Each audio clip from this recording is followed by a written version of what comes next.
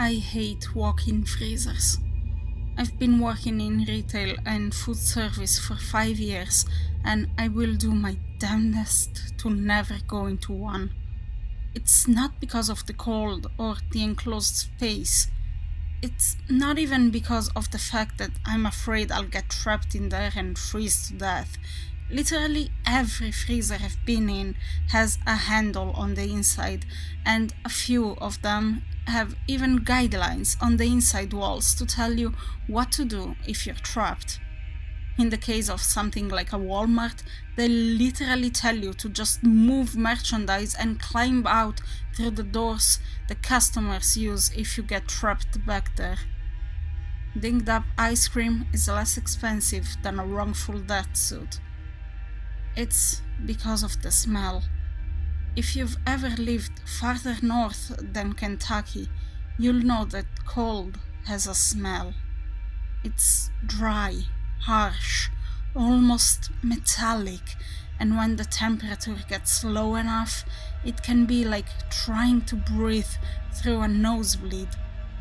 It's suffocating, and it's worse in the artificial cold of a walk-in freezer, because it mingles with other scents: freezers, burned hamburger patties, cold plastic, ice forming on metal.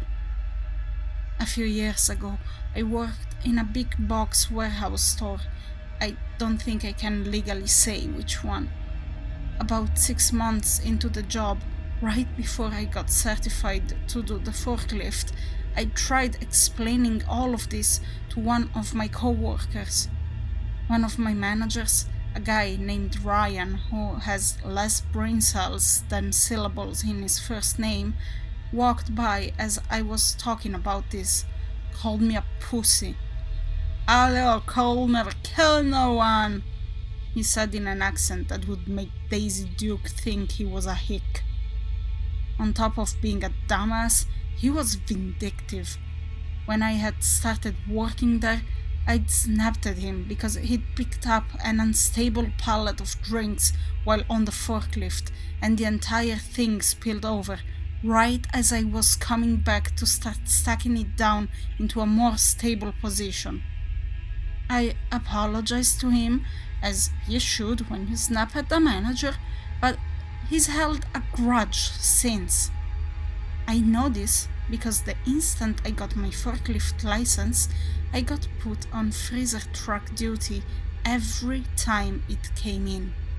The truck only came once every few days, and there were a couple of other operators I worked with regularly. Jake and Liza were their names. There were 2 freezers in this store, and 1 cooler. Let's call them ice cream, meat, and milk. I would do either meat or milk, but Jake or Liza would always insist on taking ice cream, even if it meant slowing things down because we have to move pallets around. And they always made sure that one of them came in whenever the freezer truck came. If Jake was off, Liza would be in, and vice versa. Then Jake's grandmother died.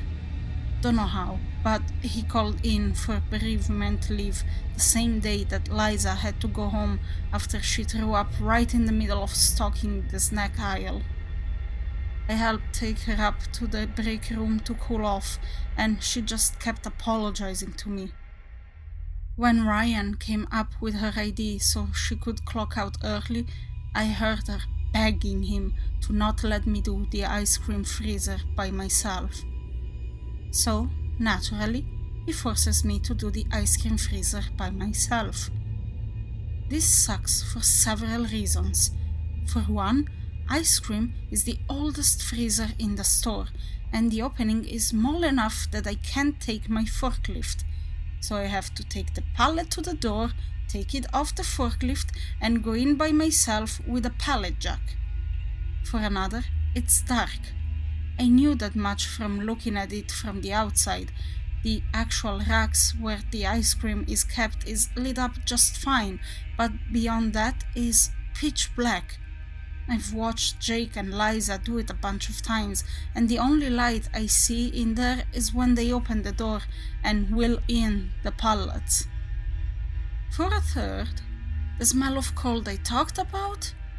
Even opening the freezer from the customer side, it reeks of that. I actually had to check that my nose wasn't bleeding after I bought ice cream from the freezer there. There's a reason that we don't really sell any of it, even in the dead of summer. The first pallet comes off the truck. It's for ice cream, 8 feet high, at least 4 wide. Ryan sneers at me as I go to do it by myself, and a few of the more experienced staff are just looking at me like they're seeing a cancer patient as they're being taken off life support. When I finally open the freezer, it's like I just ran head first into a brick wall. The darkness, the cold, the stench of frost, it's overwhelming. I have to bow my head and breathe through my mouth as I push the pallet in, having to crane my head to look around it to make sure I don't bump into anything. There was nothing to bump into. To the left of the door, there's a set of shelves where you put damaged freezer's item. Liza had told me about it when I found an industrial-sized container of ice cream in electronics, melting right on top of the case where we keep the iPhones before taking it there herself. But beyond that, pitch blackness. The freezer is maybe 25 feet long and about 8 wide when you account for the amount of space the shelving takes up.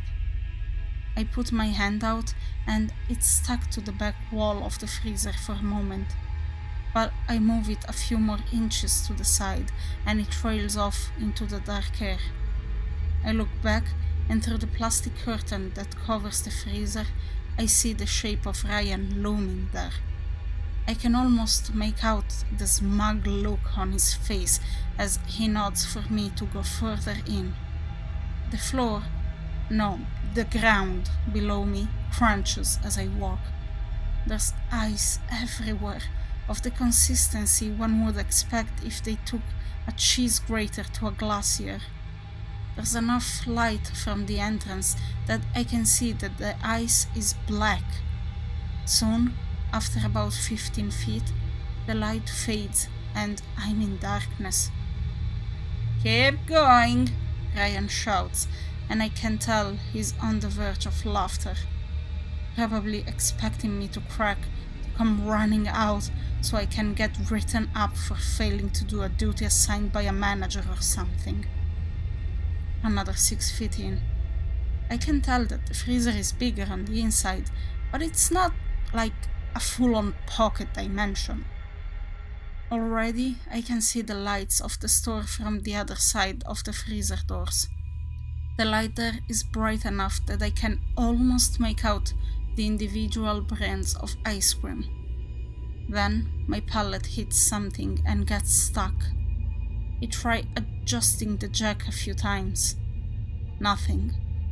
I try pulling it back and ramming it forward, thinking I got caught on a patch of ice or a splinter from the pallet. No dice. I try pushing forward and I hear an organic crunch, as if I just run the pallet jack over a large head of lettuce. It moves after that.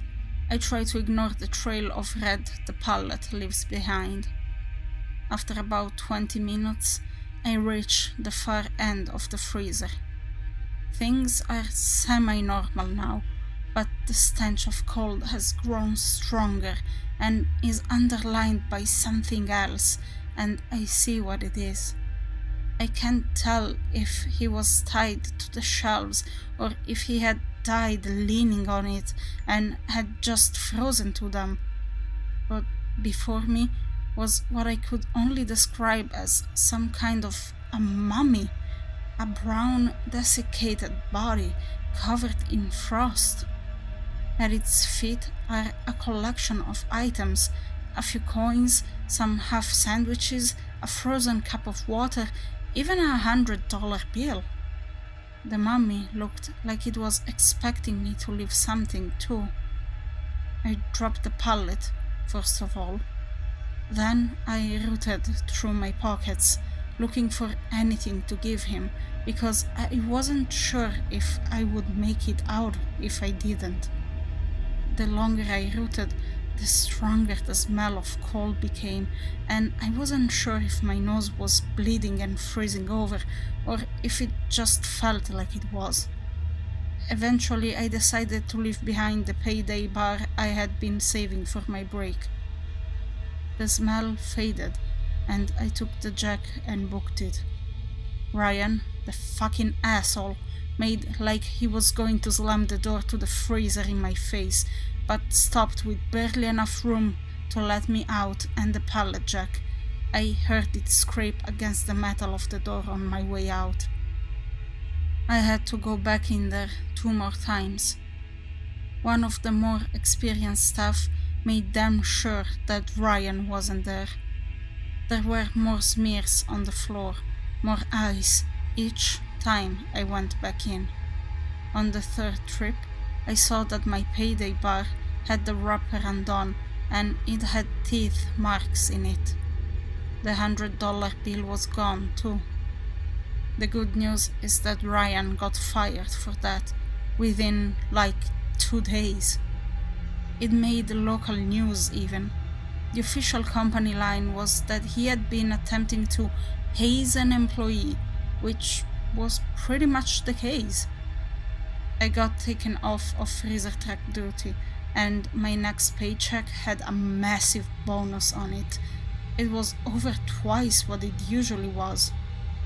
I could tell it was hush money. That was 2 years ago now. I never went back into the ice cream freezer. Nobody expected me to, and nobody explained what was up with it. I quit late last year, after I got maced by a customer during Black Friday. I put it out of my mind. Then I found a thread here documenting missing person cases by state. There's an article about a guy from my area, worked there before forklifts became small or maneuverable enough to do much beyond putting stuff in the shelves. Worked the graveyard shift even. Apparently, he just vanished after unloading the freezer truck. Dude, I think we worked at the same place. It's near Route 250 in Ohio, yeah? I worked there back in 05-06. I knew there was something creepy about that place. Never worked in the freezer myself, I was cashier, but I always avoided the ice cream because it smelled weird. Ryan worked there too, as a cashier. He got promoted to graveyard shift manager about 6 months after I started, and he was a massive douchebag, but I still shot the shit with him on the regular. I'm actually meeting up with him in a couple days for drinks. I'll ask him about this. Managed to talk to him, asked him about the freezer, and he took a long swig of beer, sighed, and shook his head before he asked one question. Did Graveyard Shifter tell you? I'm putting your handle here because I think he used your real name. I told him yeah, I read about it from him. He said that it had been there since as long as he had worked there.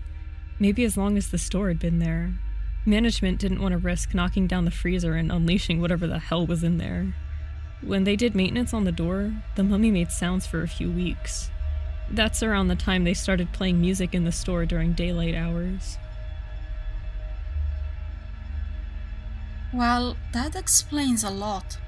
Right after he was fired, they installed something called a free OSC. It's a machine that spits out free samples of products when you scan it with an app, and it plays a message on loop every 10 or 15 seconds, telling you to buy the product loud enough that you can hear it from across the store. For about 3 weeks after it got installed, it couldn't be turned off, period, even during night shift, and we would get written up if we unplugged it. They fed us a story about a glitch with the software since it was supposed to turn off automatically after 8:30, closing time. I decided to try it out for myself one day, since it was giving out sample sizes of shampoo and I needed travel size stuff for a trip I was taking. When you scan the app, the machine stops playing the message for about 10 seconds while it processes and dispenses it. In the time between the message stopping and the product being dispensed, I heard someone whisper, "I can't feel my nose. Help, I can't feel anything. I can't feel my nose. I can't feel anything." I looked up at the freezer. The door was ajar, and the stench of frost was overwhelming. The bottle of shampoo I picked up burned cold, and I almost screamed as I dropped it. But I couldn't. I was frozen in an entirely different way. The mummy had turned its head to look at me. It had no eyes, but I swear to God it was looking at me. Its lips were moving, and it just kept on saying it was cold. The machine's advertising started back up, and the door slammed shut by itself. I called in sick for the next week.